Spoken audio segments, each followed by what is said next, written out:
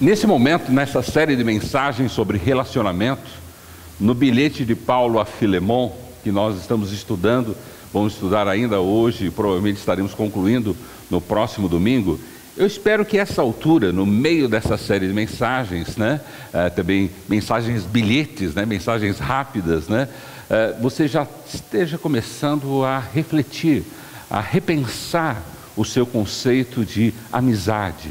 O que é amigo? O que é ser amigo? O que é ter amigo? Porque Deus quer nos ensinar que nas relações, a relação da amizade é alguma coisa essencial na nossa vida, importantíssima na nossa vida. E nós precisamos trabalhar com um conceito certo, precisamos trabalhar com a compreensão certa da palavra e da ideia que ela nos apresenta, do que ela nos traz, e mudar hábitos na nossa vida, mudar ideias na nossa vida, sabermos realmente nos concentrarmos naquilo que o Senhor quer fazer em relação à amizade, em relação a sermos e termos amigos, porque essa relação é uma relação essencial na nossa subsistência, na nossa existência, na nossa humanidade, na nossa cristandade, no sentido de que Deus nos cura através dos amigos, Deus nos cura e nos faz ser instrumentos de cura na vida de outra pessoa, quando a amizade ou a relação da amizade está entre nós. Como a amizade cura, como a amizade liberta, como a amizade traz bênçãos sobre nós. Por isso, essa redescoberta nossa nessa série de mensagens, e se você não esteve ou não assistiu essas mensagens no nosso site, eu convido você a entrar no nosso site, é o www.ibmetropolitana.org.br, porque essas mensagens são essenciais nas nossas vidas, porque é através dela que nós oxigenamos a nossa vida e as nossas relações.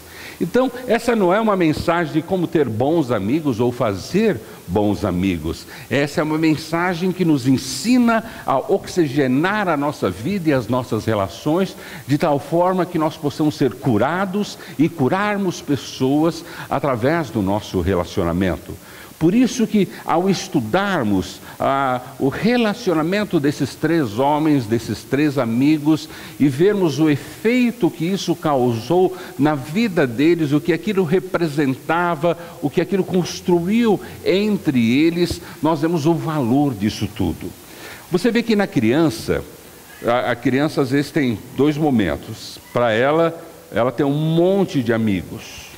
Já viu? Toda criança assim, você tem um monte de amigos, porque ela tem a compreensão de que todo mundo que ela conhece é amigo dela, Quer dizer, e a criança vai além disso, além dos tudo que ela conhece ser amigo dela, ela tem até os amigos imaginários. Aquilo que ela imagina, aqueles amiguinhos, ela fica falando sozinha, ou se conversando com os amiguinhos, Então você vê que a criança, ela é criativa e imaginativa, que além de achar que todo mundo é amigo dela, ela também tem até os amigos imaginários. Por que a criança sente isso?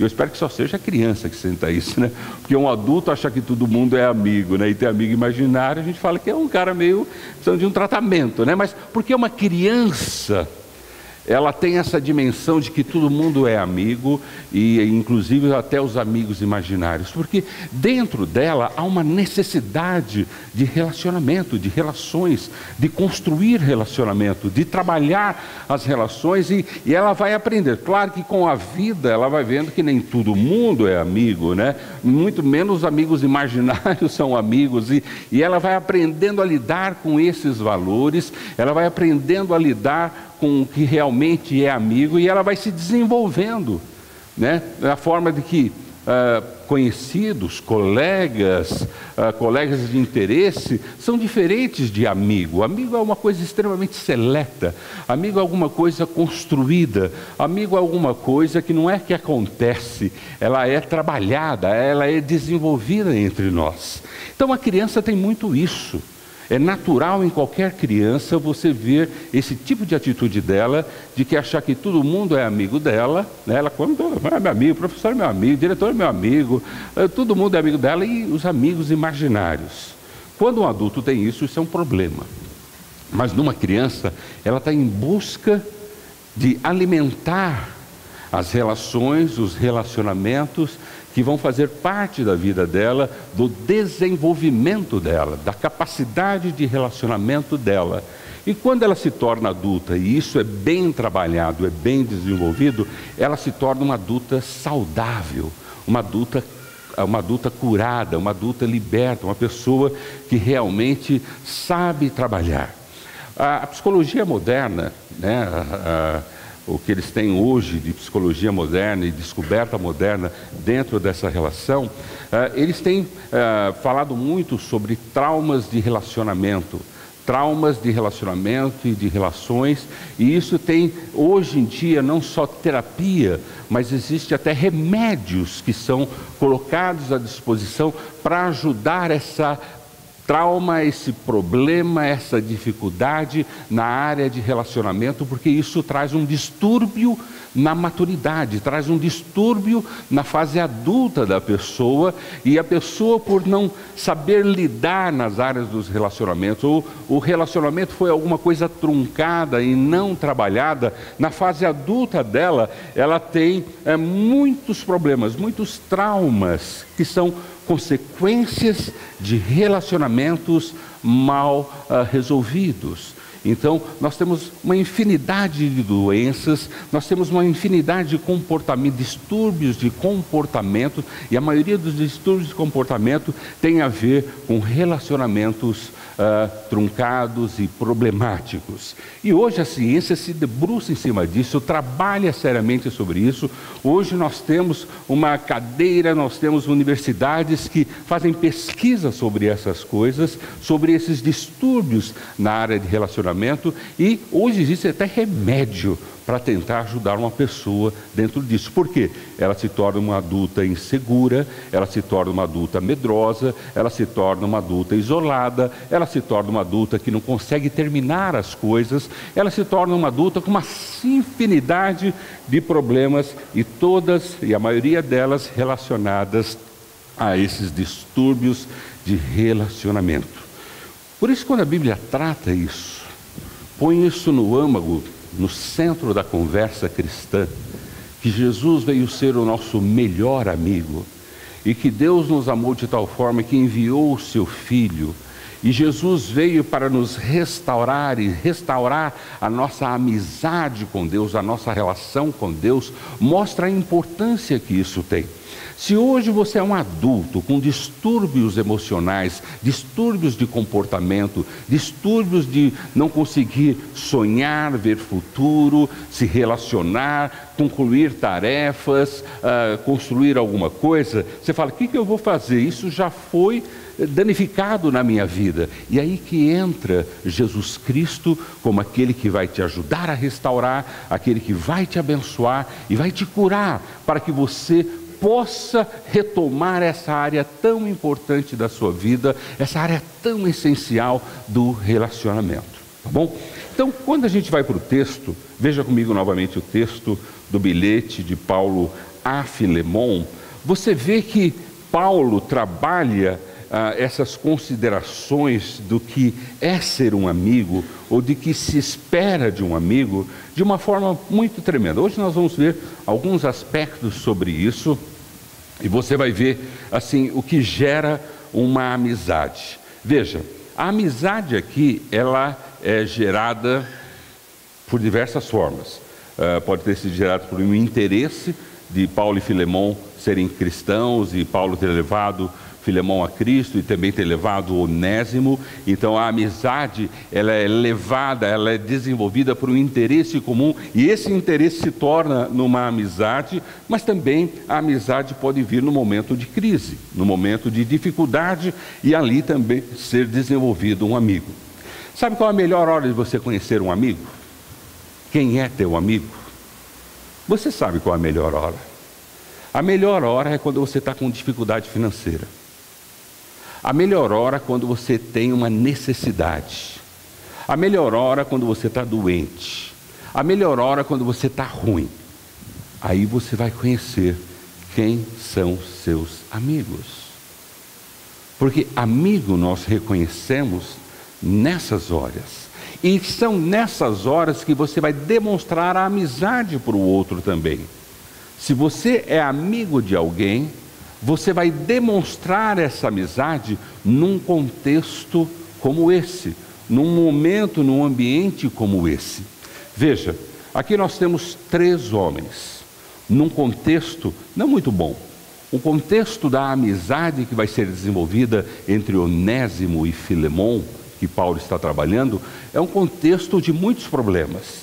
Veja, Filemão, ele era um senhor, ele era um homem bem de vida, era um cristão rico, era uma pessoa que tinha muitas pessoas ao seu serviço, inclusive escravos e pessoas que eles dominavam naquela região, naquela área, e aquele homem tinha um problema. Um dos seus escravos roubou, tirou alguma coisa dele e não só fez isso, mas também fugiu, não dando a oportunidade dele de corrigir ou sanar esse problema. Então ele tem um problema de fragilidade. Aquela pessoa, ela não só me prejudicou roubando alguma coisa de mim, mas ela me criou um ambiente de fragilidade na minha relação com os outros escravos, com os outros trabalhadores dentro da minha casa. Então o Filemão tinha um problema sério, porque ele não teve a oportunidade de poder trazer o respeito novamente à sua casa, de resolver uma situação como tinha que ser resolvida. E a forma que tinha que ser resolvida era meio dramática, né? Mas era assim que as coisas eram resolvidas naquela época, e era dessa maneira que Filemão teria que ter tratado aquela situação. Mas Filemão estava com um problema tão grande que, além de ter tido esse problema, ele não pôde reagir de uma forma corretiva para que os outros trabalhadores, para que outras pessoas não viessem a cometer os mesmos enganos e mesmos erros. Então nós temos aqui um homem com um problema. Nós temos o homem problema, que foi Onésimo, que era o trabalhador e o escravo, e esse homem tinha muitos problemas. Primeiro problema, problema de caráter, né? Ele era um homem que tinha uma situação subjugada, de escravo. Ele era um homem que já estava numa situação extremamente delicada, sensível, mas ele conseguiu piorar ainda mais a situação dele. Como foi? Ele veio a roubar o seu patrão. Onésimo, que já era uma criatura problemática, com um grande problema, criou um problema maior ainda para a sua vida. E o que ele fez? Criou um outro problema e fugiu, sumiu para a capital para tentar se esconder no meio da multidão. Então nós temos aqui 2 homens com grandes problemas, grandes dilemas, grandes problemas de relacionamento, grandes problemas de confiança, grandes problemas de caráter. E aqui você fala assim, como é que eles podem se tornar amigos, irmãos? Como um relacionamento desse pode ser tratado, curado e resolvido? Aí que entra Paulo, o amigo dos 2. Por que Paulo era amigo dos 2? Porque Filemão, o homem rico, o homem que tinha lá Onésimo como seu empregado, foi levado a Cristo, conheceu a Jesus através de Paulo, e ele era um grande homem que sustentava e ajudava o ministério do apóstolo Paulo. Eles eram amigos pela obra de Deus, eles eram amigos pelo conhecimento que eles tinham em Cristo Jesus, eles eram amigos de estarem como companheiros na casa um do outro e ajudando um ao outro. Então estava ali Paulo, amigo de Filemão. O que acontece com Onésimo? Nessa fuga dele para Roma, ele conhece Paulo. Ele não conhecia. Ele não só conhece Paulo, mas no conhecer Paulo, ele conheceu a Cristo. E recebeu a Cristo como seu Senhor e Salvador. Por isso que eu não tenho dúvida que quando nós aceitamos Jesus Cristo, Ele é o único que pode mudar o nosso caráter. Não só o nosso comportamento, mas o nosso caráter. Ele é o único que pode nos curar as nossas relações truncadas, as nossas relações feridas, as nossas relações atrapalhadas. Cristo é o único que pode nos restaurar e nos tirar de uma situação condenatória da nossa vida, de desgraça, para uma salvação. Onésimo, ele tinha uma situação social horrível, mas não só uma associação, não só uma condição social, agora ele tem um problema de ladrão, fugitivo. Mas quando ele conhece a Paulo e a mensagem de Jesus Cristo através de Paulo, aquele homem se converte. E eu creio que uma pessoa convertida, uma pessoa que tem o seu caráter tratado por Jesus, tem o seu comportamento tratado por Jesus, ele busca arrumar essas coisas. Ele busca viver o que é correto e o que é certo. E Paulo, no discipulado com Onésimo, falou: meu filho, nós já estamos aqui juntos, você é um meu amigão, você está me ajudando muito, mas eu vou ter que abrir mão de você. Eu não queria, porque você é um grande cooperador, você me ajuda muito aqui nesse momento da minha vida, mas pela nossa amizade, por sua vida, eu vou ter que abrir mão de você. Paulo podia ter quebrado o relacionamento se eles não fossem amigos. Paulo falou: olha, eu tenho algo difícil para te falar. Onésimo, você vai ter que voltar para a cidade, para o seu antigo patrão, e se acertar com ele, porque agora você é cristão. Vocês já pensaram? Não, mas eu fugi, eu roubei, e a justiça naquela época, que era um pouco diferente de hoje, né? A condenação à morte era uma coisa muito comum. A condenação a ser marcado com ferro, ou ter as mãos amputadas, era muito comum. E Paulo chega para o cara e fala: meu, se você aceitou Jesus mesmo, se Jesus entrou na sua vida, está mudando o seu caráter, o seu comportamento, você vai ter que tratar esse relacionamento que você tem. Eu fico imaginando a coragem de Paulo e fico imaginando a coragem de Onésimo. Onésimo não ia ser um cara fraco. Paulo já era um idoso. Paulo falou: eu acho que ele vai me dar um pau aqui, acho que ele vai me dar uma surra aqui, vai derrubar o velhinho e ainda pisar em cima dele. Mas Paulo falou: eu não posso guardar isso, eu não posso privar Onésimo de ser um homem íntegro, eu não posso deixar Filemon um espaço em sua vida de algo não tratado. E Paulo expõe o seu relacionamento e a sua amizade com Onésimo, pronto talvez a Onésimo chutar a bengala de Paulo e Paulo cair ali, e Onésimo também roubar a Paulo e sair correndo. Mas Paulo se arrisca por aquilo que é melhor para Onésimo. E fala: Onésimo, essa é a situação. Você é muito querido para mim, eu não quero abrir mão de você, você é meu companheiro e meu amigo, mas por você ser assim, eu tenho que te ajudar dessa forma. Eu quero que você seja um homem pleno, íntegro e completo. E se Cristo está em sua vida, você vai ter que acertar a sua relação do passado. Eu queria que para Onésimo, aquilo quando bateu, eu não pensei nisso. Como? Agora que eu sou cristão, eu tenho que, não é só uma vida nova, eu tenho que acertar os meus relacionamentos passados, mas assim, por quê? Porque se eu não acerto o passado, eu não tenho futuro. Se eu não reescrevo o meu passado corretamente, eu não tenho perspectiva de futuro. Eu não sei para onde eu vou. Eu sou um cara incerto, inseguro, medroso, mas quando eu acerto o meu passado... Então quando Onésimo se confronta, ele pensou que era só cantar hino, bater palma, ir na igreja. Aí de repente Paulo falava: aqui, ó, eu gosto que você vem bater palma aqui, eu gosto que você vem cantar aqui, eu gosto que você vem trazer comida para mim, eu gosto porque você é meu companheiro, mas a vida cristã é mais do que isso. É você ser um homem pleno, íntegro e completo. E isso não é construir sobre bases erradas, mas é construir sobre relacionamentos que você precisa tratar. Eu fico imaginando a coragem de Paulo, ponto. Porque ele podia falar: vou perder meu companheiro, vou perder meu amigo, vou perder a pessoa, ainda posso aí do cara me roubar e aprontar comigo.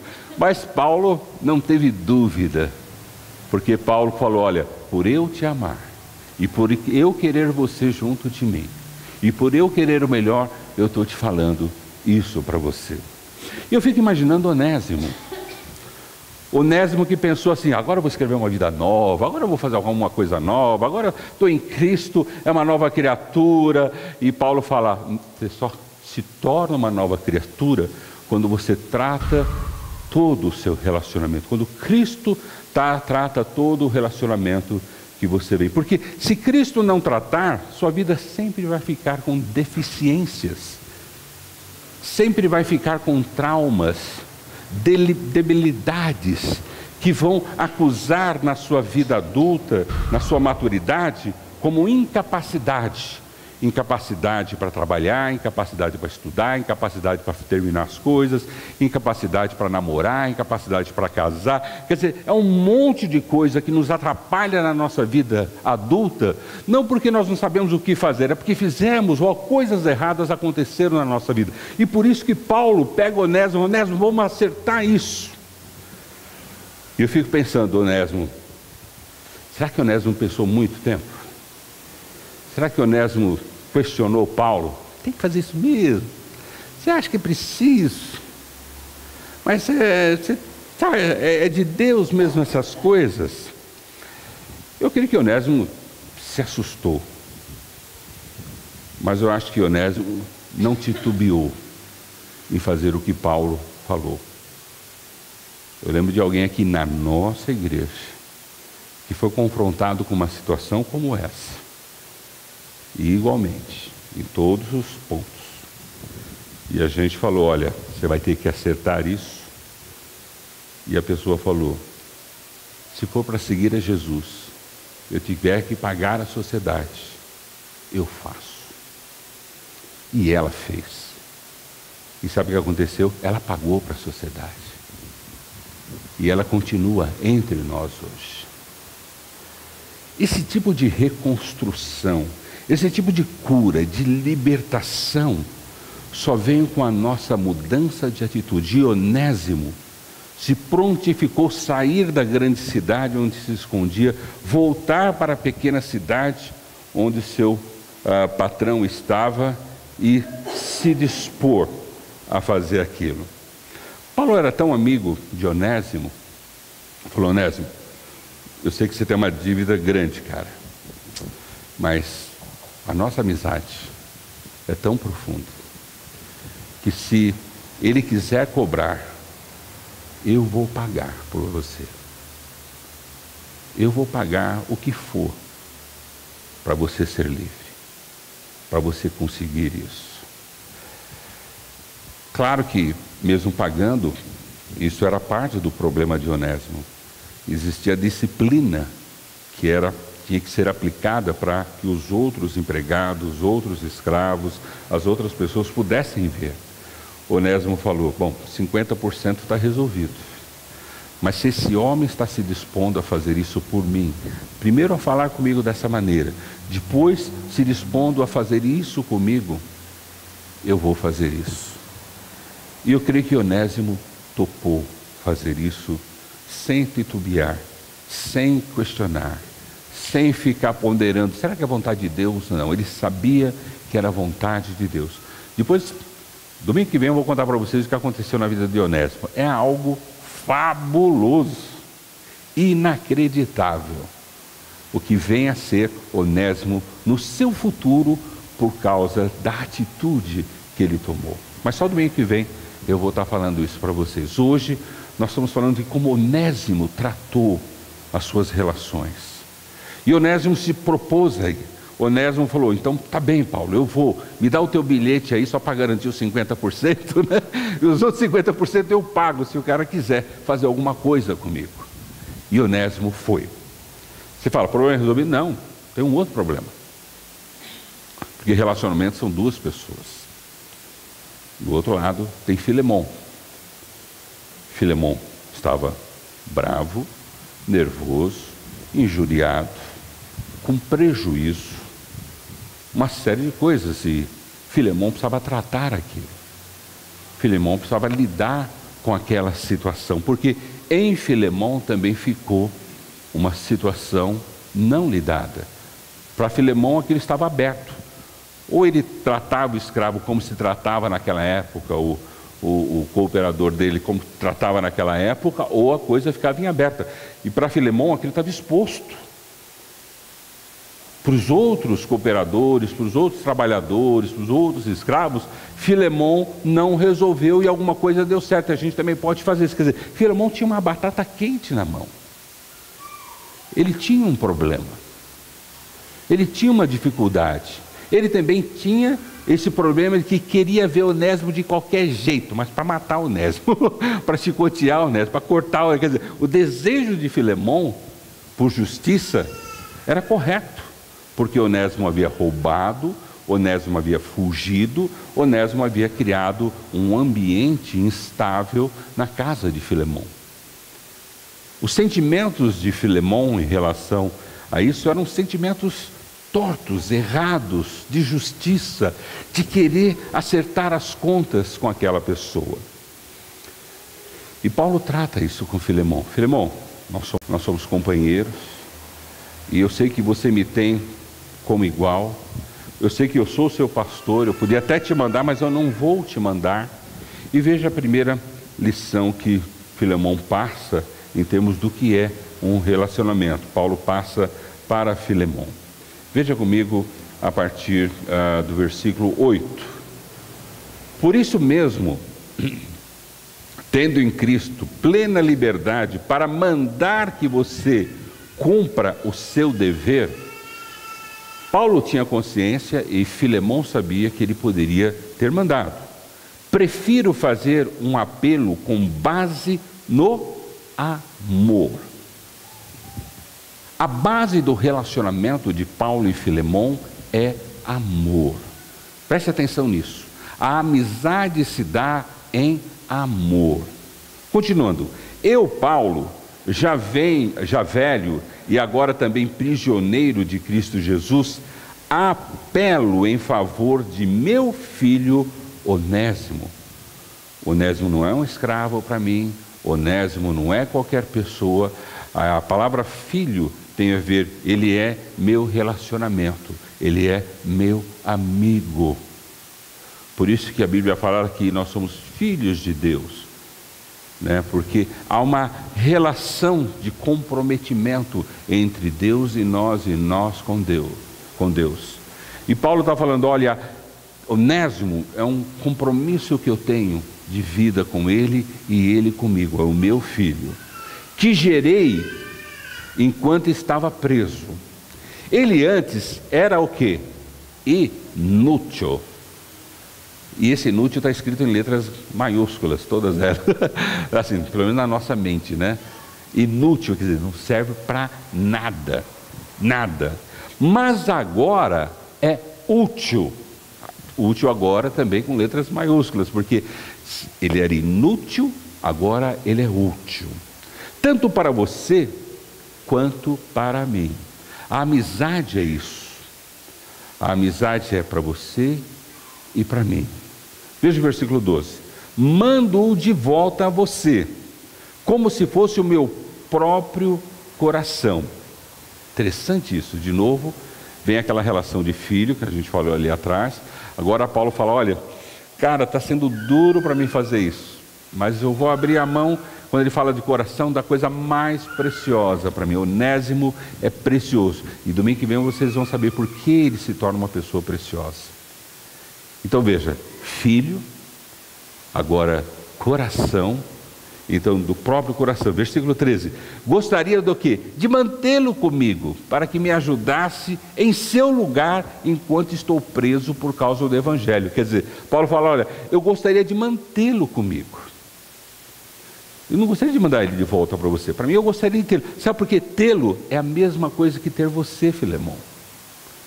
Veja o grau de relacionamento dos três homens sendo construído. E Paulo construindo na mente de Filemão a importância que Onésimo tinha como filho, como do meu próprio coração, e agora como sendo quase você, Filemão. Ele representa isso para mim. Então veja que bonito, versículo 14. Mas não quis fazer nada sem a sua permissão. Uma coisa que a gente entende é que a amizade é uma coisa permitida. Ela não pode ser invasiva, mas ela tem que ser uma coisa permissiva. Nós temos que permitir ter amigos e permitir ser amigos. Porque por mais que eu queira ser seu amigo, se você não permitir, eu não vou conseguir ser. E por mais que eu precise de amigo, você não se permitir ser meu amigo, nós não vamos ser amigos. Mas então, quando eu vejo que a amizade é uma coisa permissiva, quer dizer, eu tenho que aceitar isso, eu tenho que combinar isso, eu tenho que entender isso. A palavra permissão não é assim, me dá o direito de, né? Mas assim, eu concedo o direito de. Você tem essa liberdade. Então, Filemon, nós temos essa liberdade entre nós. E eu quero que a nossa liberdade fale mais alto do que eu poderia te mandar. Por isso, né, ele fala assim, mas não quis fazer nada sem a sua permissão, para que qualquer favor que você fizer, seja o quê? Espontâneo. A amizade, ela é espontânea também. E não forçado. Então veja aqui, Paulo vai tratando a relação com Filemon e Onésimo através da própria relação que Paulo tinha com Filemon. Filemon, nós somos amigos, somos chegados, somos companheiros. Onésimo tem sido isso para mim, de tal forma que ter Onésimo é como ter você. E por isso que eu estou me permitindo falar essas coisas com você. O amigo, ele permite ser honesto. Não é verdade? O amigo que bate nas costas, está tudo bem, não é amigo, gente. O amigo é honesto. Olha, você está pisando na bola, você está fazendo coisa errada, você não está sendo legal. O amigo não é aquele que concorda com você, mas é aquele que chega para Onésimo e fala, Onésimo, você tem um desvio de caráter, você tem um comportamento que precisa ser tratado, vai lá e resolve isso em Cristo Jesus. Amigo é isso. Amigo é chegar para Filemão, você vai ter que perdoar o cara, vai ter que receber o cara, vai ter que ser o cara. Quer dizer, amigo é aquele que se permite, que não é forçado, que é espontâneo e que na verdade se traduz tudo em amor. Quando nós entendemos isso, você começa a pensar, puxa, meu grupo de amigos está diminuindo. Né? Meu número de amigos, né? No começo era todo mundo meu amigo, depois ficou, né? Agora é só uma palma de mão. Né? E você fala assim, até a palma de mão está difícil achar esse amigo. E é isso mesmo. Agora você tem que estar na palma da mão da outra pessoa também. De quem você é amigo. De quem você trata com amizade e sinceridade. Quem eu amo, eu sou honesto. Eu exorto em amor. Falo a verdade em amor. Quem eu não amo, eu bajulo. Eu crio uma expectativa de valorização no vazio, no vácuo. Mas quem eu amo, eu exorto para que ela tenha uma vida melhor. Paulo exortou Onésimo, Paulo exortou Filemon, para que eles pudessem tratar esse relacionamento e lidar nessa relação. A amizade é alguma coisa que também se dá. Então, se você pegar o versículo 17, né, e 18, 19, você vê que Paulo, ele assina uma procuração, um cheque em branco para esse amigo. Será que você faria isso por alguém? Hoje a gente não faz nem para nós mesmos, né? Mas será que você chegaria para um amigo e falava, olha, está aqui o que você precisa, está aqui o que você... Quer dizer, hoje, uma procuração você dá, ou um cheque você dá, para uma pessoa que você confia muito. Ou que você confia ao ponto de que se ela precisar, é porque ela está realmente precisando. Eu lembro quando eu estudava no seminário, e eu me mudei para o Rio de Janeiro para estudar lá, e no início, né, eu não tinha, eu trabalhava em São Paulo, vivia em São Paulo, a gente mudou para lá, e eu lembro que para arrumar emprego, para estudar, para se organizar, foi um tempo na nossa vida, né? Foi um tempo que eu casado de novo, tinha que me estruturar. A minha igreja me ajudou um pouco, né? Mas uma coisa que me impressionou, naquela época, muitos anos atrás, um tio meu chegou e assinou um talão de cheque todo para mim e falou: está aqui, mensalmente você tira, para te ajudar a custear esse tempo seu aí. Quem não gostaria de ter um tio desse, né? Né? Mas esse tio, ele era cristão. Ele tinha amor em Cristo. Ele sabia o que ele estava fazendo. E ele e a família dele fizeram em confiança a nós, em amor a nós, sabendo do momento em que nós estávamos vivendo. A vontade de levar aquele talão de cheque no banco e soltar tudo era tremendo. Não era. Eu tinha o maior respeito, o maior carinho, e ainda tenho até hoje, por essa atitude que ele tomou. Porque nem meus pais fizeram isso por mim. Nem meus pais me deram um talão de cheque. Na verdade, nem meus pais me deram dinheiro, em momento nenhum. Mas esse meu tio tomou essa atitude. E não foi porque eu não pedi nada. Ele imaginou a necessidade que eu ia ter e se antecipou àquilo e nos deu essa tremenda e agradável surpresa. Paulo fez isso com Onésimo. Falou: Onésimo, estou te dando o talão de cheque, vai lá, vê o que foi. Se ele quiser cobrar, pode pagar aqui. Eu, voltando lá, pago isso aí. Amizade é isso, não é dar talão de cheque.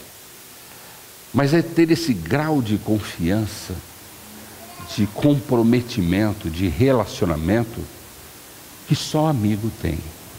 Por isso tome cuidado quando você fala assim: quem são seus amigos? Porque os amigos a gente conhece num contexto como esse, de dificuldade, de problema, de luta. É ali que o amigo é reconhecido. Eu não creio, a gente não tem história de Filemão e Paulo, como a amizade deles começou, mas provavelmente a amizade começou porque Filemão escutou a mensagem de Paulo e veio a se converter. Talvez não foi por conflito nenhum, mas foi por interesse e a amizade genuína foi desenvolvida ali. Mas no caso de Onésimo, a amizade acontece no meio de uma crise, em que o irmão entra e ajuda naquela crise aquela pessoa a se desenvolver. Quero encerrar a mensagem de hoje com um texto que talvez você nunca se relacionou com um amigo. Lembra que a palavra que eu mandei você enfatizar no versículo que nós lemos era amor. Amor. A amizade, ela se dá no amor. Quer saber como você pode enxergar o seu amigo? Ou se você é amigo de alguém? Abra sua Bíblia em 1 Coríntios, capítulo 13, a partir do versículo 4. Veja a tabelinha de você saber fazer um checklist, né? Uma listinha, se eu estou sendo amigo de alguém ou alguém está sendo verdadeiramente meu amigo. Porque a palavra que pode definir uma amizade é a palavra amor. Então aqui está a lista que você pode fazer de você mesmo ou das pessoas que te cercam. Versículo 4. O amor é paciente, o amor é bondoso, não inveja, não se vangloria, não se orgulha, não maltrata, não procura os seus interesses, não se ira facilmente, não guarda rancor. O amor não se alegra com a injustiça, mas se alegra com a verdade. Tudo sofre, tudo crê, tudo espera, tudo suporta. O amor nunca perece. A amizade, ela é fundamentada no amor. Eu sei que eu sou amigo, ou aquela pessoa é minha amiga, quando ela me ama nessa proporção, que foi a proporção que Cristo nos amou, e que os discípulos de Cristo nos amaram. E é a proporção que hoje eu preciso amar a pessoa ao meu lado. Que Deus nos ajude, né? Nos ajude a viver essa dimensão de amizade que talvez para você seja nova. Mas entenda assim, como eu disse no início da mensagem, muitos dos nossos traumas ou limitações na nossa vida adulta se dão em razões de relacionamentos maltratados. Deus não quer só dar um relacionamento novo para você, mas Ele quer tratar o anterior, para que você possa ter um novo à sua frente. Que Deus nos ajude a sermos esses amigos, e que Deus tenha misericórdia de nós, e nos dê amigos como esse. Eu não quero amigo que venha bater nas minhas costas, falar que eu sou bonito, que eu sei que eu sou, fofinho, inteligente, bacana, faço tudo certo. Eu quero aquele amigo que vem falar: Fernando, você precisa de ajuda. Ó, Fernando, você não está fazendo certo. Fernando, você pode ser melhor que isso. Fernando, olha, vamos melhorar essas coisas. Para mim, o meu amigo é aquele que está interessado em melhorar a minha vida, não me bajular. Meu amigo sincero é aquele que olha para mim e me vê o que eu posso ser e que ainda não sou. E ele se dispõe a me ajudar a ser aquilo.